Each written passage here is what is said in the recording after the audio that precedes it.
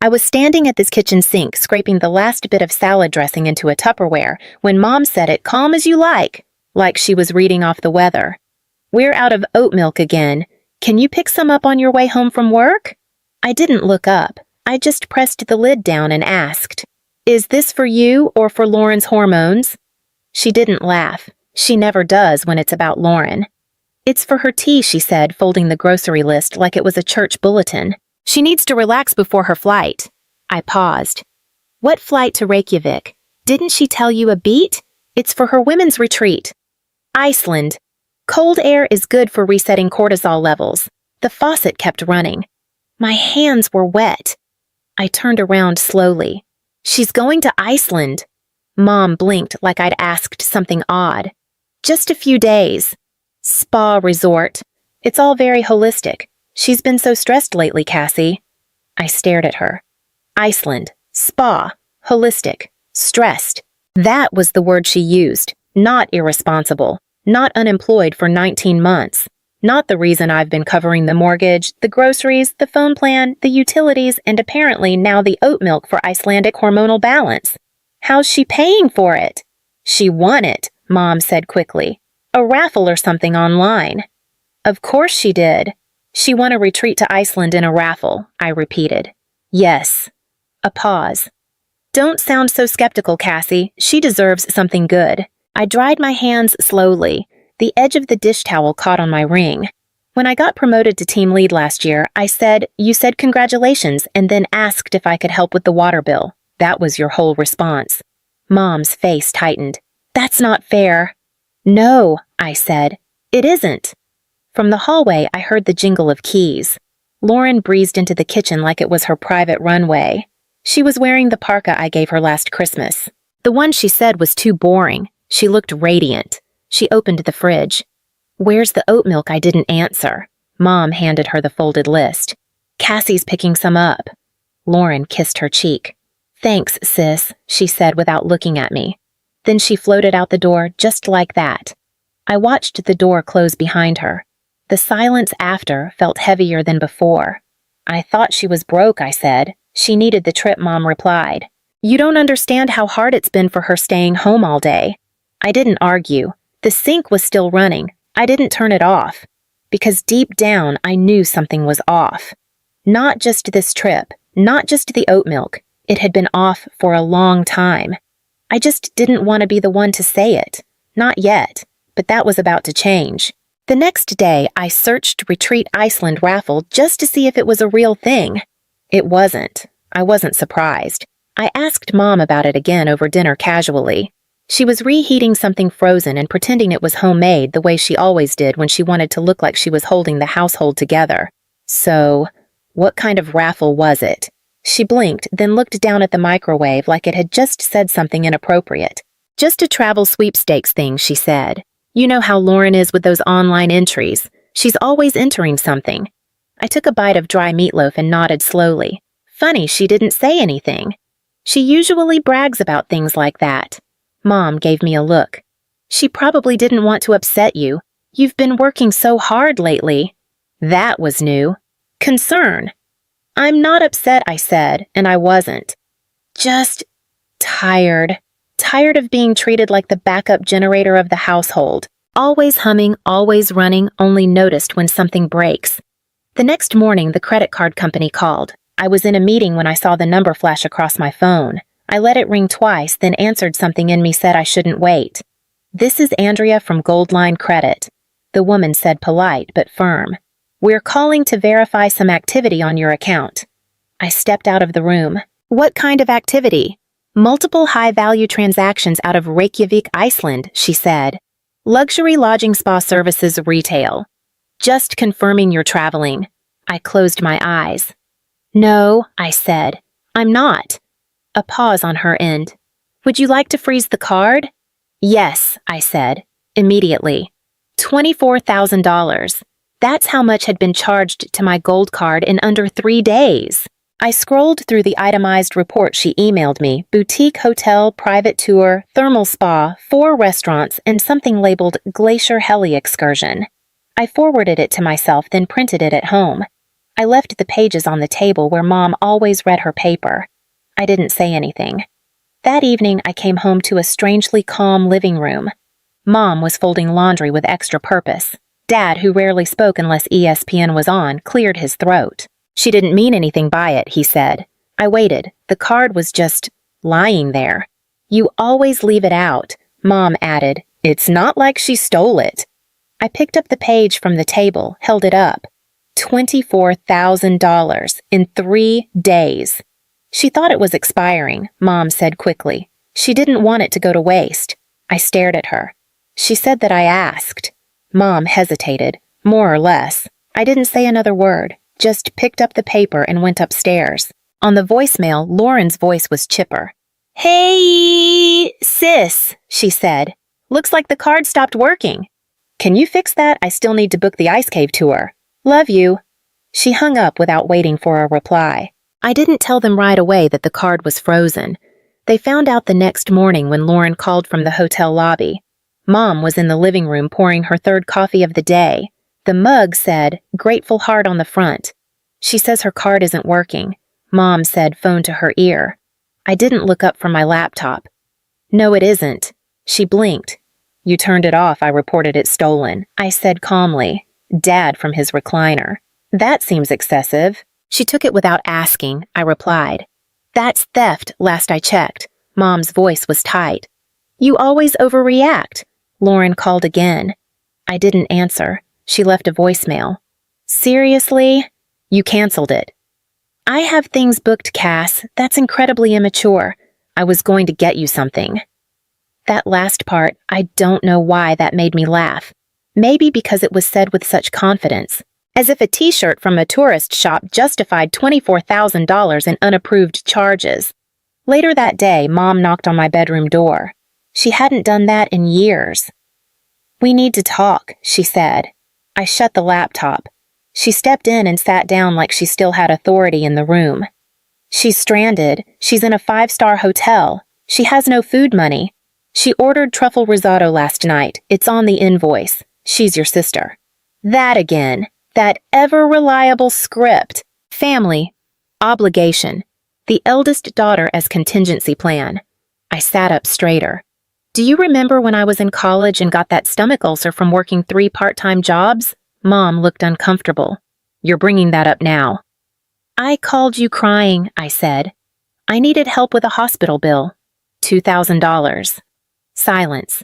You told me Lauren needed braces more. She pressed her hands together.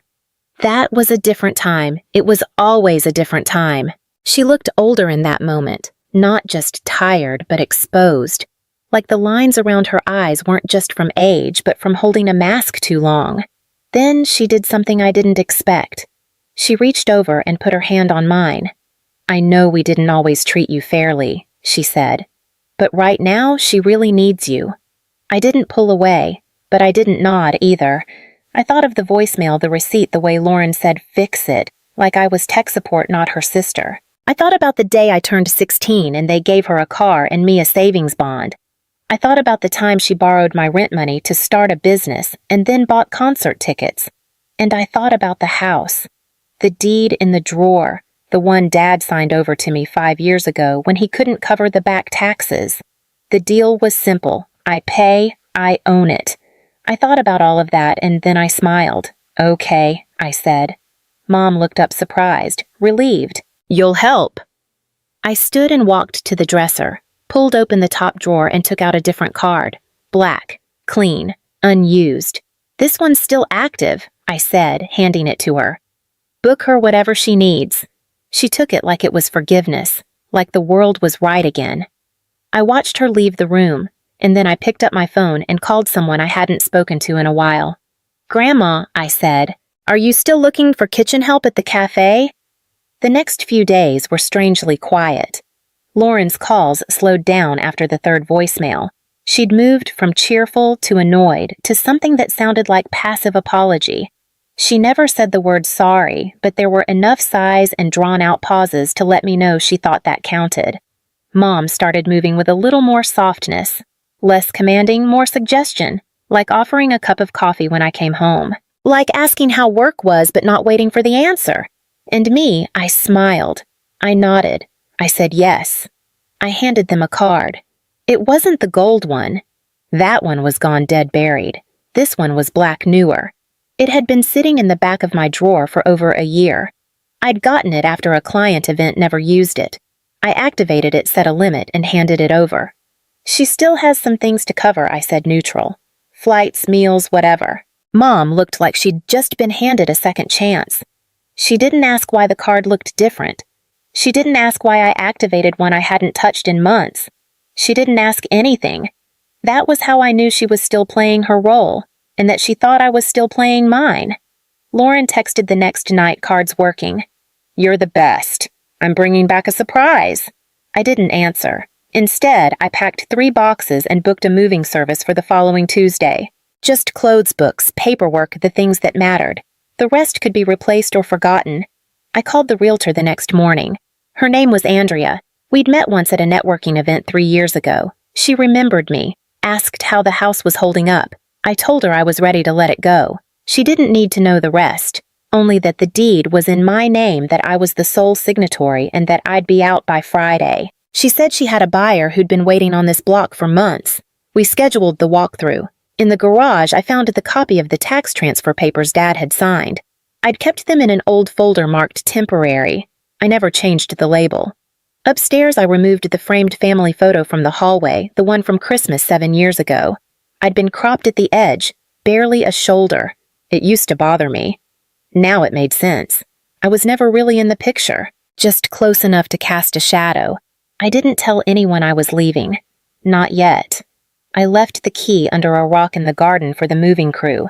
Marked the boxes kitchen documents don't lose. Then I drove to Grandma's. She opened the door like she'd been expecting me. No questions, just a nod and a small smile that didn't quite reach her eyes. I have 3 rooms, she said, and no patience for nonsense. I smiled. Perfect. Inside, the house smelled like flour and tomatoes and old wood. The kitchen was loud clatter orders shouting in English and Spanish and something in between. Her cafe hadn't changed. Neither had her rules. You ready? She asked. Not yet, I said, but I will be. She wiped her hands on a towel and looked me in the eye. They'll show up. When they do, I'll handle it. I know, and I did. They came back on a Thursday, mid-afternoon. Sky half-cloud suitcase wheels dragging over the walkway like a warning. I was waiting. Not inside the house. On the porch swing. Lauren got out of the car, first, smiling like we were sisters who actually talked. You came to pick us up. I didn't answer. Dad grabbed the bags. Mom reached for her keys. She tried the lock. Then again. She looked at me confused. Did you change the door code? No, I said. I changed the lock. She blinked. Why, you don't live here anymore. She laughed, that dry, clipped laugh she used when something made her uncomfortable. Cassie, come on. I stood up slow, walked down the steps, and handed her a manila envelope. Inside, signed closing documents. Sale confirmation. Wire transfer receipt. Andrea had worked fast. The buyers were moving in on Monday. I sold it, I said. Lauren frowned. Sold what? The house. Her face fell like a dropped plate. You can't do that, she snapped. That's illegal. This is Dad's house. Dad opened the envelope. His face went pale before he even reached the second page. Cassie, you signed the deed to me 5 years ago, I said quiet. Remember when the IRS came? He opened his mouth, closed it, sat down on the curb like he needed air. Mom's voice sharpened. You had no right. I looked at her, and for the first time in years, I didn't flinch.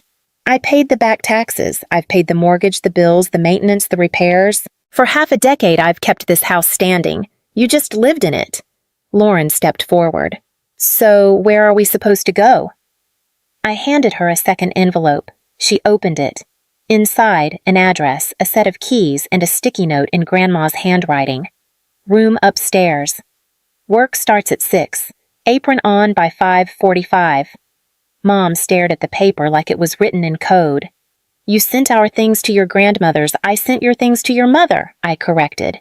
And she agreed to take you in. As long as you pull your weight, Lauren scoffed. You think she can tell me what to do? She's been doing it since before you were born. Dad finally spoke. What about the card? I turned to him. Which one? The black one. The one we used. Oh, I said. That wasn't mine. Lauren stiffened. What? That card was yours, I said, meeting her eyes. You opened it 2 years ago, left it in a drawer when you quit that copywriting job. I never used it, she snapped. You did now. She looked at the paper in her hand, then back at me. You're lying. I didn't reply. The moving truck pulled into the driveway. The new owners stepped out, a couple with a baby and a dog, beaming. I turned back to my family. You have 3 days to vacate Grandma's guest rooms. Mom's mouth opened, closed. I didn't wait for what came next. I walked to my car, started the engine, and left. No speech, no last word. The house was already gone. So was I. It was quiet for a while after that. No calls, no voicemails, no late-night knocks on my door. Just peace. I moved into a small apartment on the other side of town. Nothing fancy. 2 rooms, soft light, no shared walls. The kind of silence you don't realize you've missed until you finally get to keep it. Work picked up. I stopped checking my bank balance 3 times a day. I stopped flinching when the phone rang. I bought flowers for my own kitchen table, not because it was anyone's birthday, just because I liked the color. Then one morning, Grandma called. She never starts with small talk. They're adjusting, she said. I didn't ask who. Your mother scrubs pans slower than I'd like, but she's doing it. Your father learned how to fold napkins poorly. And your sister, she finally figured out how to clock in on time. I didn't say anything. Grandma sighed. They're not saints, but they're different. Some things can only be learned by sweat. That night I couldn't sleep, not from regret, just weight. The kind you don't realize you've been carrying until someone names it for you. The next week I stopped by the cafe, not to talk, just to see. The back door was propped open. The usual smells, garlic oil, yeast wrapped around me like a coat I hadn't worn in years. Through the kitchen window I saw them. Lauren wiping down Counter's hair, tied back sleeves rolled. Dad folding paper menus into neat stacks. Mom, hands in dishwater mouth pressed into a line. None of them looked up. I didn't go inside. I just stood there watching. Not with anger, not with pity. Just clarity. They looked like people who were finally being asked to hold up their end, and for once, no one was reaching for my wallet. I walked back to my car. Later that week, I got a letter, handwritten. My name in careful cursive I hadn't seen since childhood. Inside one line, you were right. I just didn't want you to be. Mom. No apology, just that. It was enough. I folded it, slid it into a shoebox with a few other things I hadn't thrown out yet. An old photo, a birthday card from Grandma, the receipt for the back taxes I paid the year they nearly lost everything. I didn't cry. I didn't smile. I just closed the lid. Months passed. Seasons changed. Sometimes I'd hear about them secondhand through Grandma or a friend from church. Lauren got a second job. Dad fixed the cafe's leaky pipes. Mom started baking again. None of it made me feel anything big, just something small. Like, maybe... The ground had settled. One Sunday, I walked by the old house. New paint, new flowers, a tricycle in the driveway. I didn't stop, didn't slow down, because this wasn't a story about getting back what I lost. It was about leaving before I lost myself, and making sure no one ever erased me again. See.